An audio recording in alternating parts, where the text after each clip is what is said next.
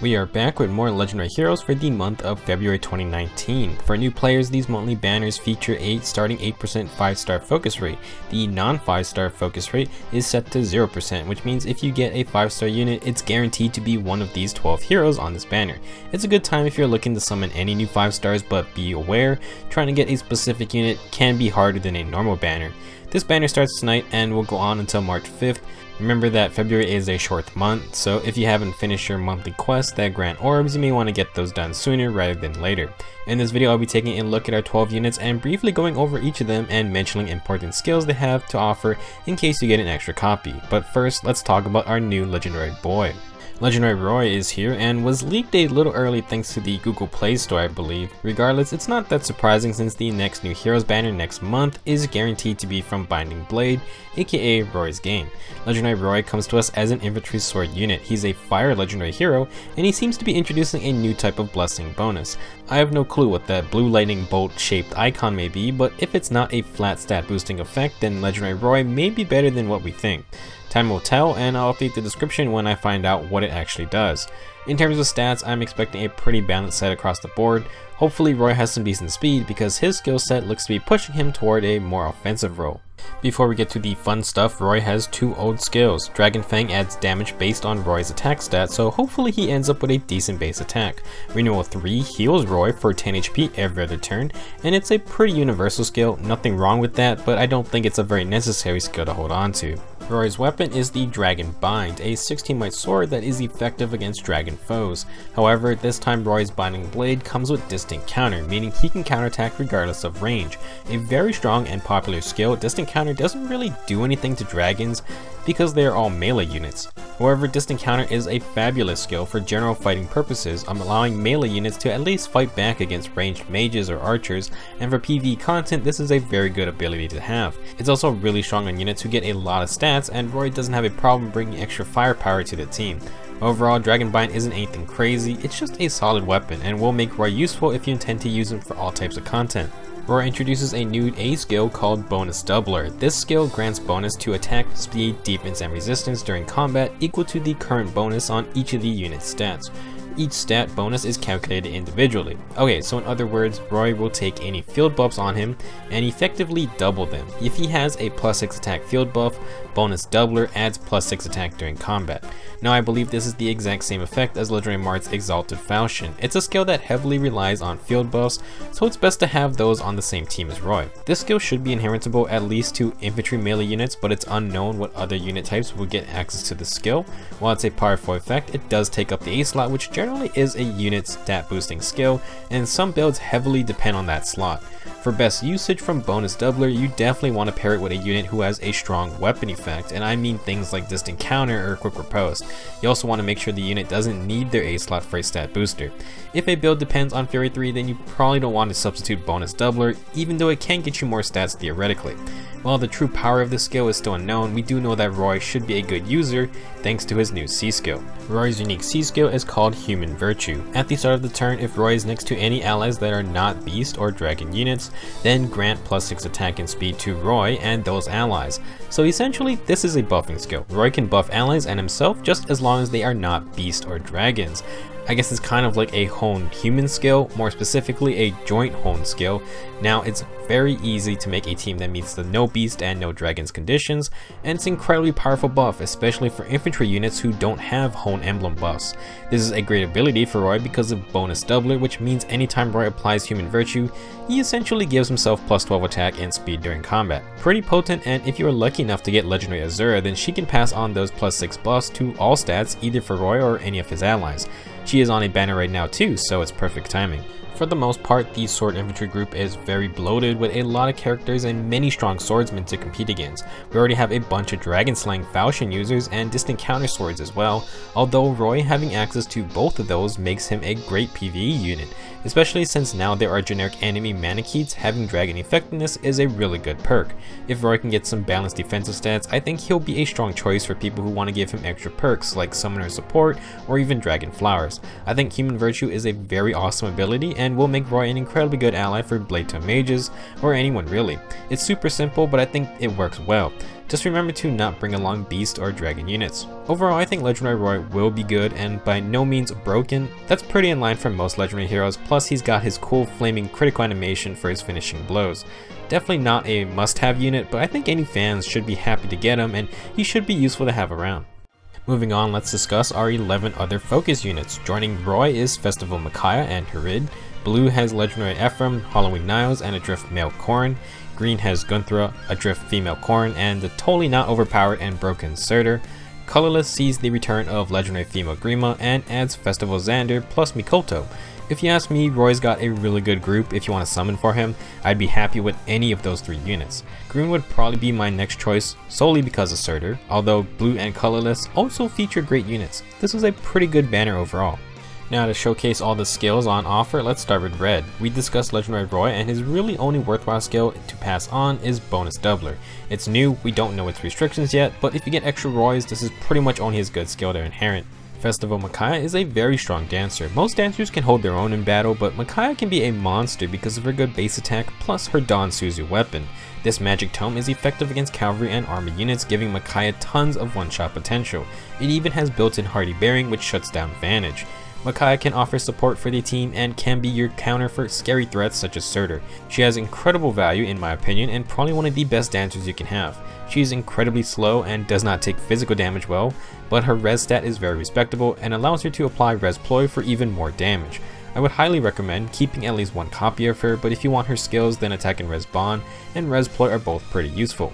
Fire Flood Dance grants +3 attack and +4 resistance to danced allies, so it's actually pretty good too, but it's a dancer only skill. Our third unit is Harid, who is back. Harid is a sword cavalry that boasts high attack and defense paired with horrendous speed. That's okay though, because his sword allows him to stop enemy follow-ups if they have a debuff or negative effect on them. It also grants Harid a follow-up, making him a very strong unit in certain situations. To apply a free debuff, Harid's Freezing Seal skill targets the enemy with the lowest res stat, and he has Attack Smoke to apply more debuffs after a fight. To top it off, Harid has Distant Counter, and all of this combined makes him a super strong unit. Just Distant Counter alone makes Harid valuable and is another good incentive to summon Red this banner. Overall, I'd say if you want to get Legendary Roy, now is a great time to try and do so.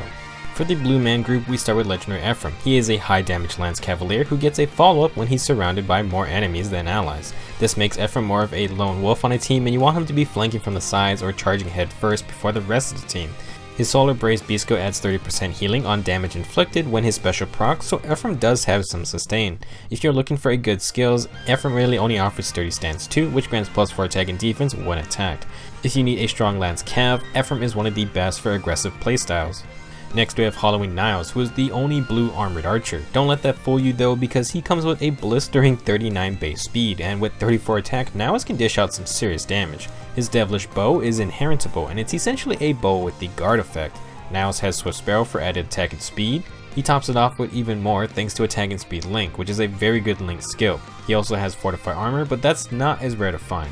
Niles is a pretty cool unit, but if you want his skills, then attack and speed Link, Swift Sparrow, and the Devilish Bow are worth passing on. Our third blue man is actually a blue dragon. Adrift Male Corrin is a pretty balanced dragon with great stats all around. Draconic Rage gives him -1 special cooldown and grants attack and speed if he is near more allies than foes. Corrin has 3 great skills to inherit. Attack and defense bond is solid, offering +5 attack and defense just for being next to an ally. No follow-up is only found on this Corrin, and it disables skills that grants follow-ups like Bold Fighter, and disables skills that prevents follow-ups like Wary Fighter. It's a very strong ability, especially against army units, and it's great for fast melee brawlers. Lastly, Corrin has Honed Dragons, which grants +6 attack and speed to dragon allies, and a great ability if you plan on making a dragon emblem team. Green features Gunthra, who is a green mage cavalier. Similar to her brother Harid, Gunthra depends on debuffs to function. Blizzard adds damage depending on how much debuffs the enemy has, and Chilling Seal targets an enemy with debuffs every turn, so Gunthra always has a prime target. Gunthra doesn't have the greatest res stat out there, but has Fortress Res to improve it. She wants more resistance to apply Res Ploy, but honestly I wouldn't use Fortress Res. It's an okay skill, but has been power creeped by Fortress Defense and Resistance. Gunthra is interesting as a unit, but she needs a bit more help from the team to fully take advantage of her debuffing playstyle. Female Adrift Corrin is a green infantry dragon, and like her male counterpart, she has tons of stats in every category. 37 base speed is very good, and she has the same Draconic Rage weapon to get even more stats. Female Corrin offers Rally Attacking Speed Plus, which grants a full +6 attacking speed to any ally and is a powerful rally skill to pick up. Attacking Speed Bond is also great, although I personally think the Sacred Seal version is easier to use in most builds. Corrin's last skill is Fortified Dragons, adding +6 defense and resistance to dragon allies. If you want a full dragon team, both Adrift Corrins will be good units to have, and they are both strong dragons themselves. Our third green unit is Surtr, who is on the levels of Reinhardt and Brave Lyn for units who don't need any introductions. If you've been playing this game for any amount of time, you have run into this guy and probably experienced just how ridiculous he is. Surtr is a super powerful X armor unit. His weapon Sinmara inflicts -20 damage to any foe within 2 spaces, which is just dumb. If it wasn't good already, Surtr's Menace grants Surtr's stats and debuffs enemies within 2 spaces, so if you're within 2 spaces of Surtr, you get hit by both skills. If you want to attack him first, to avoid this, you have to get through Steady Stance 4, which grants +8 defense and stops your specials from charging. Plus, Worry Fighter stops follow-up attacks. In my opinion, Surtr is stupidly broken and was even removed from the random units that get used in the Training Tower or Tempest Trials maps. He is a super oppressive unit if you don't have the right tools, which is why I say Festival Micaiah gets a lot of value because she is built to hard counter Surtr. If you use him for inheriting, no question you want Steady Stance 4, as it's a very good defensive ability. Our last group is Colorless, and female Grima is back. While not the only colorless dragon anymore, Grima is still very good, having a balanced stat line, flyer mobility, and a skill that neutralizes her weakness to arrows. Expiration is a distant counter breath, and Grima has dragon skin to stop flyer effectiveness and give her extra stats when defending. She is a good unit who can play defensively or offensively thanks to her decent speed, plus she has res smoke. It's still only limited to female Grima, but maybe it'll show up on more units soon. Overall, I think female Grima is a good unit and can go on either Flyer or Dragon Emblem teams. Our second colorless unit is Festival Xander, who is a dagger infantry dancer. Xander has high attack and defense, but horrible speed and resistance. Don't let him fight any mages or dragons. His Dusk Uchiwa dagger is inheritable and is effective against cavalry units. Kind of an odd niche, but it's still somewhat unique. As a dancer, Xander is pretty kitted out. He has close counter to take advantage of his high defense. Quick riposte helps his low speed and gives Xander some killing power. Finally, he has odd defense wave to give himself and allies +6 defense on odd number turns. All of these are good skills to inherit, and this Xander has a very odd playstyle as far as dancers go. Finally, we have Mikoto, who is just an infantry healer. Mikoto has high attack for a healer and a decent 32 speed to go along with it. Her Flash Plus staff is inheritable and inflicts a status that prevents counterattacking on the foe and enemies within 2 spaces. It's a cool effect, but requires your team to follow up for it to be useful. Her healing skill is Martyr Plus, and her special is Miracle. Mikoto offers some pretty good fodder skills. Brazen Attack and Resistance is nice for certain builds, granting +7 attack and res when below 80% HP. Infantry Rush basically grants infantry allies within 2 spaces the Heavy Blade effect. Not something you see very often, but with a team of high damage infantry units, it can offer some great value. That covers everything for this legendary banner. Now, something really important I want to remind people of is that in the next update in March, they're adding the ability to inherit 4 skills instead of 3 from a unit. This is very good in terms of value. For example, if you want Distant Counter from Harid, you can inherit Distant Counter and all 3 tiers of attack smoke too. From Festive Xander, you can inherit Close Counter and all 3 levels for odd defense wave.